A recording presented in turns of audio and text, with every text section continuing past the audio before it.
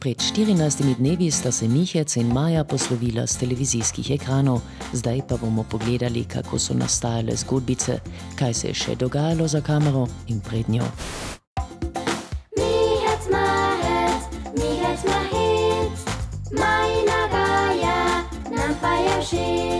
V 34 delih uspešne otroške nanizanke je pred kamero stopilo čez 120 ljudi, večinoma otrok. Korenine nanizanke segajo v konec 80-ih let, ko je Tine Val posnel nekaj kratkih lutkovnih iger, ki so jih predvajali v oddaji Dober dan Koroška. Richard Krilc je tedaj odigral glavno vlogo Mihca Mahca. Konec 80-ih let je delal Mihca Mahca, moj prijatelj in zgled Tine Varl. In zdaj 20 let na vrh sem pač jaz pisal teh par zgodbic. Te zgodbe ni bilo težko pisati, ker pisali so jih nam otroci. Oni so nam pripovedovali, kakšne probleme imajo, kakšne težnje imajo. Zgodbe so bile napisane, zato je bilo najprej treba oblikovati lik novega Mihca Mahca. Zasnoval ga je David Kassel, domajšent Jakoba v Rožu, dela pa kot grafični oblikovalec na Dunaju. Ko so bile skice dokončane, smo te poslali v Ljubljano.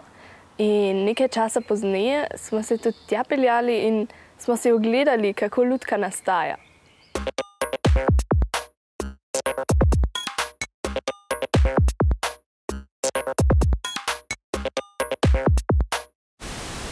Audicija, casting v Celovcu. Treba je bilo najti Majo, glavno igralko. Jaz se imenujem Irina Sadnika, stara sem 9 let. V šolo grem prvi razred. Še ne grem, ampak bom šel. Jaz sem 8 let stara, grem v šolo na Radišah. Ime mi je Simon Rustjo, stanujem v Celovcu. Kar še nikoli nisem to naredila, pa bi rada poskusila, kako to je. Podaril si nam lepi svet. Komaj 8 let stara Helena Gregorn iz Dul pri Miklavčevem je gotovo največje odkritje nanizanke. Predvsem, kar se tiče potrpežljivosti in obnašanja pred kamero. Včasih smo zmatrana bila, smo pa limbodenc na trh šoltali, pa je pa David me turholo, smo pa spodaj ušli. So opice skakale si ritike, kazale je šustoček pošu, in ritike zašu. So opice skakale si ritike, kazale je šustoček pošu, in ritike zašu.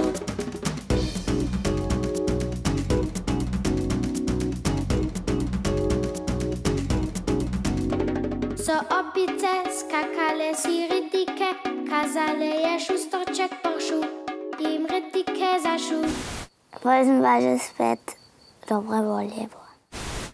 V filmu imaš čisto drugo perspektivo kot v gledališču. V gledališču je važno, da se z lutko čim več giblješ in pretiravaš.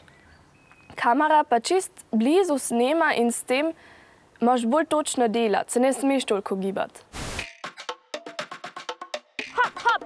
Sem že tu! Kaj pa ta? Gledaš kot naš učitelj. Z Mihcem sva nastopali v različnih situacijah in pozah. Enkrat je bil pri mizi, midve sva bili pod mizo, potem je spet bil na postli, midve sva bili pod postlo. In nikoli nisem vedela, kaj Mira dela z levo roko, ampak kljub temu sva morali biti ena enota. Kaj pa tako tuliš? Ma, ist denn nicht drauf? No, no! Kaj pa?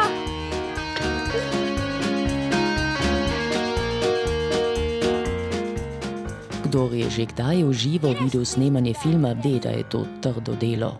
V 20 snemalnih dnevih je mlada ekipa posnela skupaj čez 200 minut otroškega programa. Pri tako intenzivnem snemanju se pred kamero in za njo veliko dogaja, včasih tudi ne vse po načrtu. Da samo!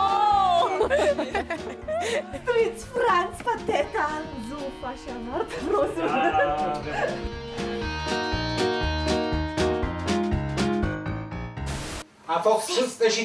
Bistveni delež prepoznavnosti in priljubljenosti kratkih zgodbic Mihca in Maje je prinesel glasbenik Jozej Štikar. Uglasbil je nad 30 znanih ljudskih izštevank in jih skupaj s Terezijo in Leno Kraucer ter Lanom in Elijo Štikar posnel za nanizanko.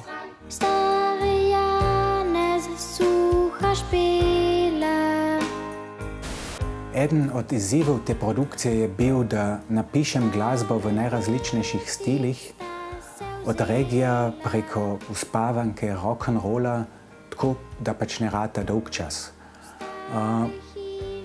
Fajn je bilo, da so otroci zelo radi peli, da so se veselili snemanj, radi prišli in se nasmejani tudi spet vrnili domov.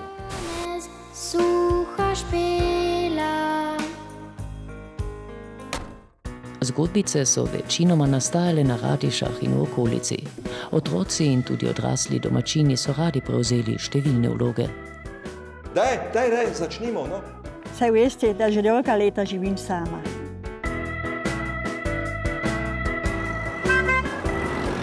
Pri Tomažu in Leni Ogris, kjer je bil začasno majin dom, je bil pravi živžav.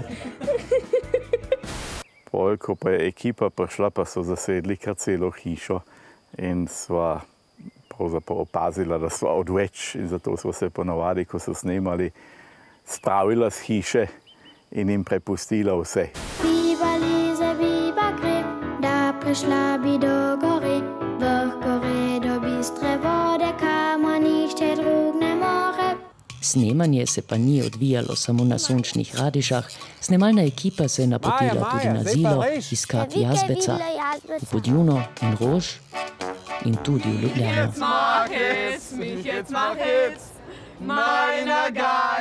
Za naslovnico prve izdaje Mihca in Maje v knjižni obliki je avtor napisal zgodbe za otroke, grozljivke za odrasle.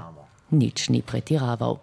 Zgodbe so v resnici grozljivke za odrasle, saj jim postavljajo ogledalo, v katerem zagledajo, kako se obnašajo v vsakdanjem življenju.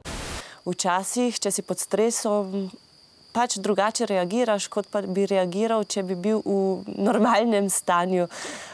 Samo da v filmu verjetno to izstopi malo drugače, kajti tam imaš bolj črno, belo. Pri snemanju Mihca in Maje so uporabljali tudi posebne tehnične efekte.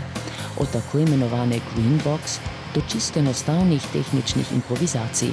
Veliko je bilo treba improvizirati. Enkrat je bil en biberbal, je staro Micko v košek dal. Micka je iz koša kukala, ga je za lase cukala.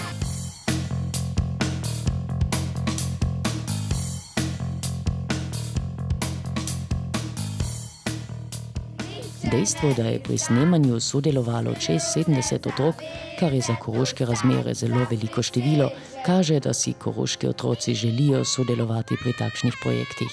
Dejansko je bil zadnji čas, da uvrstimo v naš slovenski televizijski spored spet nekaj za otroke, za našo mladino. In zato sem bil izredno vesel pobude filmske ekipe okoli Mihe Dolinška, da je spet poživila to figuro Mihca Mahca in ustvarila edinstveno zadevo, ki ji ni para, po celi Avstriji zagotovo ne. 8 mesecev sta nas v tedenski oddaji Dober dan Koroška spremljala Mihec in Maja. Zabavala sta nas, poučevala sta staro in mlado in nas vse popeljala v čudoviti svet fantazij. Vsak teden sta nam dokazovala, da slovenščina ni samo orodje, s pomočjo katerega se prerekajo politiki, ampak je lahko tudi tisto, s čimer navdušiš celo otroke. Predvsem pa lahko v najmodernejših medijih popolnoma enakovredno tekmuje z ostalimi jeziki in zveni enostavno lepo. In pravo prijateljstvo. Vsaka generacija potrebuje svojega Mihca Mahca. Spoznala sem delo pri filmu in kakšne možnosti imaš tam. Kul je bo snimat. Počakaj. Ko pa ti je ime? Mihec. Ti si zdaj bo Mihec Mahec. Mihec Mahec, Mihca več ni. Mihec Mahec, a v srcih živi.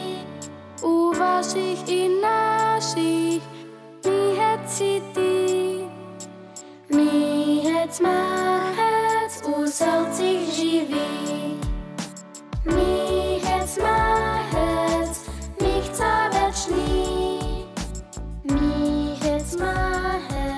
a v srdcích živí, u vašich i našich.